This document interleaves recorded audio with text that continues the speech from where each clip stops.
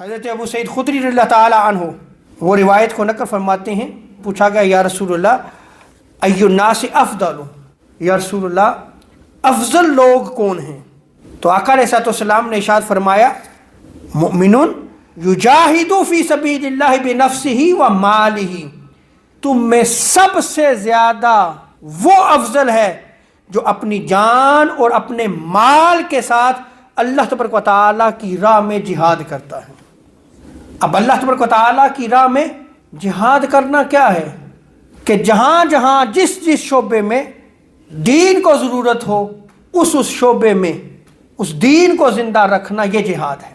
پھر آقا علیہ الصلوۃ والسلام کی بارگاہ میں عرض کی گئی یا رسول اللہ مجاہد لوگوں میں سب سے زیادہ افضل ہے، پھر اس کے بعد افضل کون ہے؟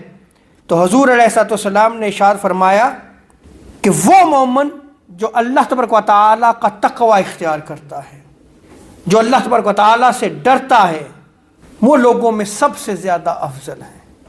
اور تقوی کو اختیار کرتے ہوئے حضور فرماتے ہیں کہ کسی پہاڑی کی گھاٹی پہ چلا جائے اور وہیں سکونت اختیار کر لے، وہیں رہنا شروع کر دے اور لوگوں کو اپنے شر سے محفوظ رکھے، وہ تم میں سب سے زیادہ افضل ہے۔ یہ یاد رکھ لے، ایک شیطان کا شر ہوتا ہے اور ایک انسان کا شر ہوتا ہے۔ شیطان کا شر بھی خطرناک ہے، لیکن اس شیطان کے شر سے خطرناک انسان کا شر ہے۔